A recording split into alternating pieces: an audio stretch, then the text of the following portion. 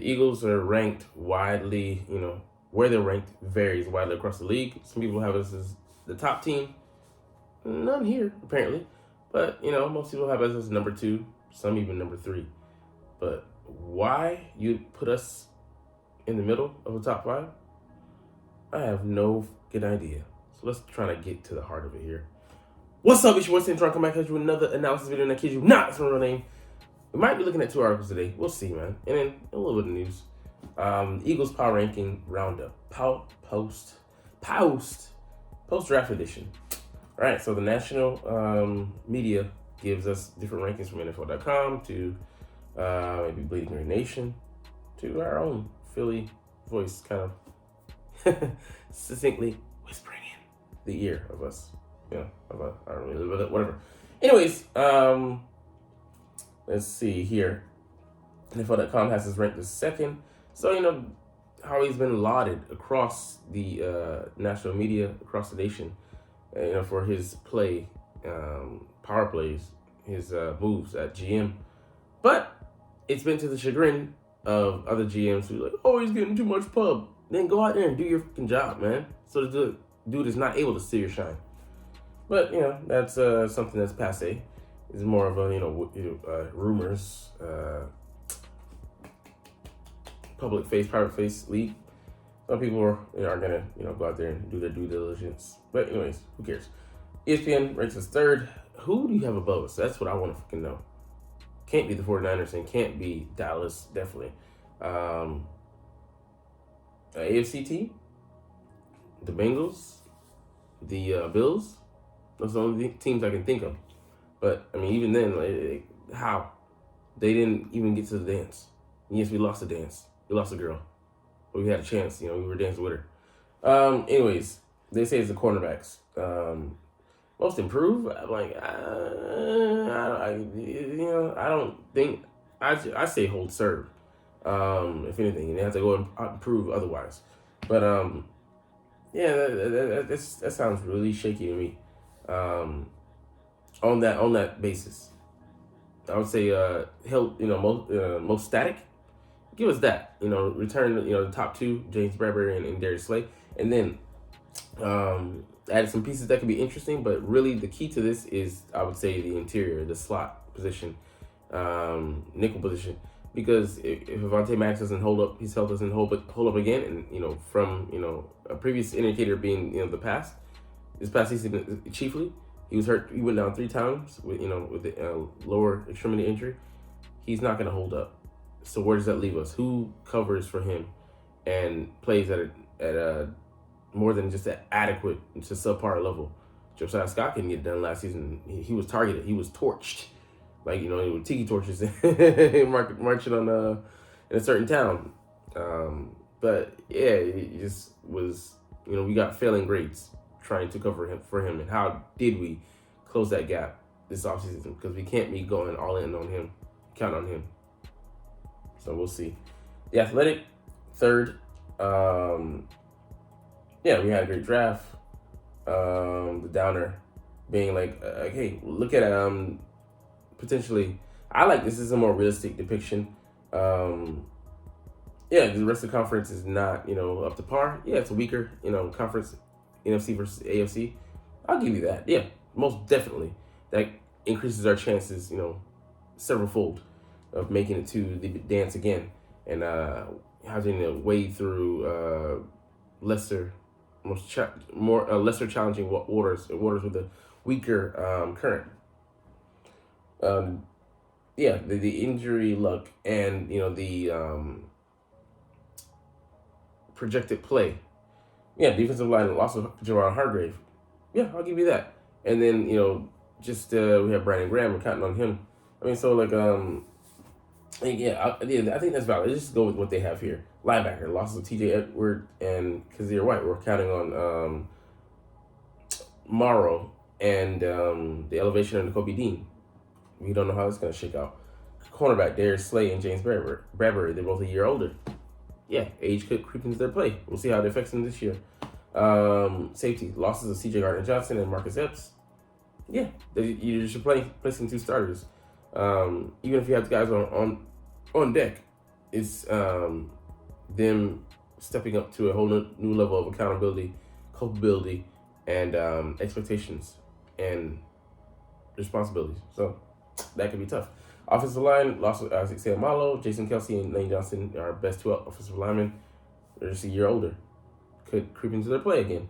I mean, these are all valid arguments to be made. So, I mean, I love this as the most realistic kind of balanced position, not, blowing smoke apart and not, degrading us for, things that we can't control or, I mean, this could be par for the course, but it's just the most realistic take on what could happen, what could be the downfall. Because even if the guys play to their level, it might, they might take a step back, or just given the flow of the season, we might have the requisite wins, but play might be the same, or just got a lot of guys had career years last year.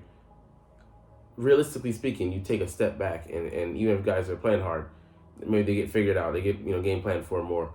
Like I said, the way games just flow and what the game calls for at that point just causes a step back in their statistics, which wouldn't be the indicator of a great season or not if somebody balls out. But if we as a whole collectively play great defense or play great as an offense, yeah. Like if each of our running back has 500 yards and we have the top rushing attack, I'll take that over one guy having a 1,000-yard season and us suffering for that. So it's not about statistics at all, but there are telling statistics that give us a greater picture that are indicators of success. So all right, USA Today second. They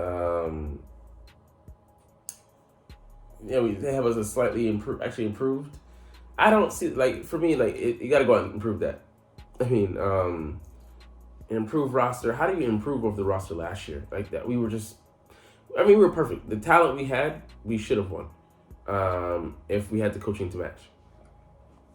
All right, CBS 2, and the roster is even more loaded. I don't get that.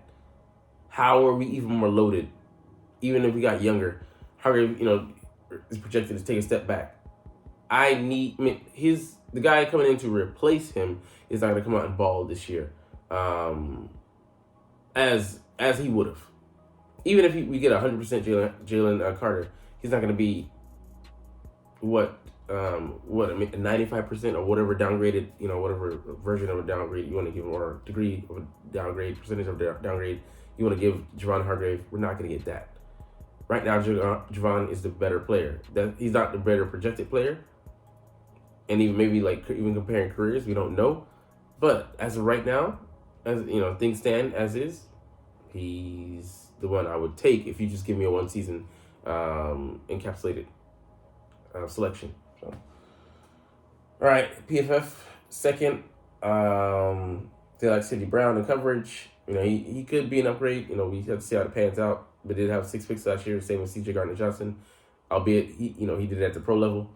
And he was also, had, a very competent number 2 corner who went to the Redskins. The Commanders, damn it, I can't stop saying that. And a number 1 corner, Devin Witherspoon, who went number 5 overall to the Seattle Seahawks.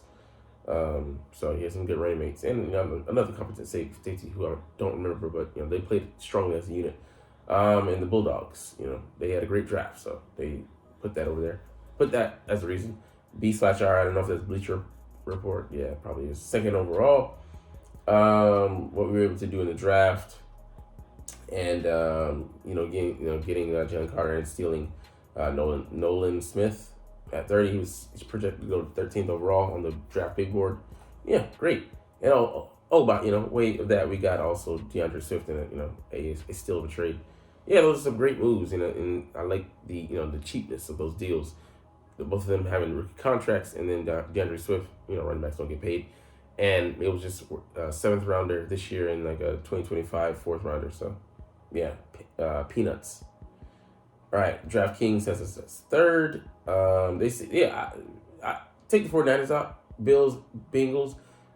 You could say maybe they could be ranked above us, but we're comparable. I'd say that 49ers, until they get the quarterback situation figured out, the picture is muddy for them, I would say.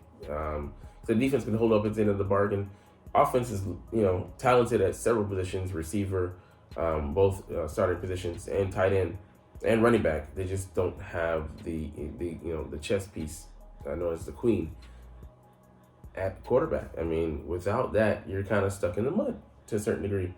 Um, yeah, something like they're confusing. They have like the 49ers as a team that can compete with the best of the best of the best in the NFC, and ranked as that in that top five, interchangeable as in like number two team. But then they go on to say, I don't know how the 49ers can be considered a top five team with Brock Purdy as their starter, but here we are. So which is it? All right, and that ends the ranking. So some questions, some valid things. A lot of people blowing smoke up the Eagles, and I'm not gonna do that to you. But I do like our projections more. These guys are Debbie Downers for real. The voice, the Philly. I like the voice. Y'all are the subversion, the ring voice that's speaking doubt into our mind. Like, man, get out of here. Some of the projections are just asinine, crazy. All right. Now let's look at where the Eagles deep and not so deep after the 2023 draft, offense edition. So we'll run through this really quickly. Quarterback: Jalen Hurts, Marcus Mariota, Tanner McKee. Jalen Hurts, obviously the superstar.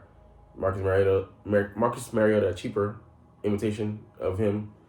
Great backup to have. Tanner McKee, I'm not really counting him in there because it's great to have the potential that he does, but not expecting anything of him this year. He's a future projection, and we're dealing with 2023. Yeah, man. Like, I feel great about our position having Marcus Mariota, who can come in and run the offense. Isn't going to be asked to come in and change things, or be expected to. He can be expected to produce, kind of in a similar vein as Hurts. Not like last year, we had a guy who didn't really fit, and they were asking him to do the same thing. It's just like, bro, come on, man. This guy is not similar in the least. He's unathletic compared to Jalen Hurts. He's not going to push the ball. He couldn't even get, a first down, and, had the ball in the wrong positioning and tried in an attempt. The technique was all off. So, like, what are we even doing here? But yeah, great position. Running back: DeAndre Swift, Rashad Penny, Kenny Gainwell, Boston Scott, and Trey Sermon, who Kenny Brooks I don't think make the roster. Yeah, great we're in a great position, but contingent upon DeAndre Swift and Rashad Penny staying healthy. Kenny Gainwell, he finally shined on a consistent basis in the postseason and the latter, very latter half dregs of the regular season. So we're in a great position, and even if one of those guys go down, DeAndre Swift or Rashad Penny, we're in a great position where we might be hurt if both of them get hurt. So we would be put in a precarious situation, which is why I want to beat John Robinson. He can be the paragon of health, and he can elevate and transmogrify his offense. But we didn't get him, so it's what it is. Let's see, wide receiver: AJ Brown, Devontae Smith, Quez Watkins, Olomide, Zacchaeus, Britton Covey, Greg Ward, Devon Allen, Joseph Nagata, Jaden Hasselwood, Charleston Rambo, Tyree Cleveland. We're deep, but we're not going to keep. I can see us keeping 5, maybe 6, maybe if one of these guys shine. But as of yet, we haven't seen anything, so I don't know who that could be. We're just paper thin at receiver, man. Lots of guys have way better depth than we do. And I like that 4, that quintet: Brown, Smith, Watkins, and Zacchaeus. But number 3 receiver isn't going to get more than 50 targets, so he's not going to be a pivotal guy unless he was just a baller. Let's just say we brought in Hopkins. He's going to get more, around more than 50 targets, maybe around 60, 70. Or another a rookie. Like, just say we had Jackson Smith and Jimmy, he would get around 50 or more, a little bit more than that, but he would be a little bit more featured, given his pedigree and the threat he could become, and truly transform his offense, take it to the next level, elevate it. But we're given what we're given. I don't think we're gonna focus on those guys. You just got to be ready to make plays when the number's called. Can they? That is a challenge, but so many mouths to feed in this offense, and it's a good problem to have at the end of the day, but it's tough. Let's see, tight end, Dallas Goedert, Jack Stahl, Grant Calcaterra, Dan Arnold, Tyree Jackson, Brady Russell, Dalton Keene. Dan Arnold could be the wild card. He could push one of these guys off the roster potentially and back to the practice squad, but most likely it'd be Grant Calcaterra. But he's shown last year. It depended on, I think, his progression. If he progresses and maybe shows he can be a two-way player or just a great receiver, then we could scrap Dan Arnold. But he could still want the position of the younger guys, and it's a great position to have. Too many cooks in the kitchen to be juggling. You can kick one of them out, even though he's a great souffle chef, sous chef. So I love where we're at. Ideally, a great number two that's a two-way player that can be used in two receiver sets, two tight end sets, and be a threat to receiver, but it can destroy as a blocker. Be great, but man, Dallas Goedert is just such a superstar. He's number 3 in the pecking order when it goes to receptions. So behind Devonta Smith and AJ Brown. So I mean, yeah, great guy. Would have maybe had 1,000 yards last season if he didn't get hurt in that Washington game where he was illegally hurt. But anyways, I think we have good depth. Not great because of the quality of the players behind Dallas Goedert, but good. We're in a good position. Offensive line: Jordan Mailata at left tackle, Landon Dickinson at left guard, Jason Kelsey at center, Cam Jurgens at right guard, but backup center really. Not really, but in a pinch, we'd put him at that position. Lane Johnson at right tackle, Jack Driscoll swing tackle, Tyler Steen, maybe swing guard, potentially starting right guard, but I don't think he beats out Jurgens. Suopeta backup at both positions, and Brett Toth maybe backup swing tackle. We have these guys here, but I don't know if they could make it. Trevor Reed, I like him.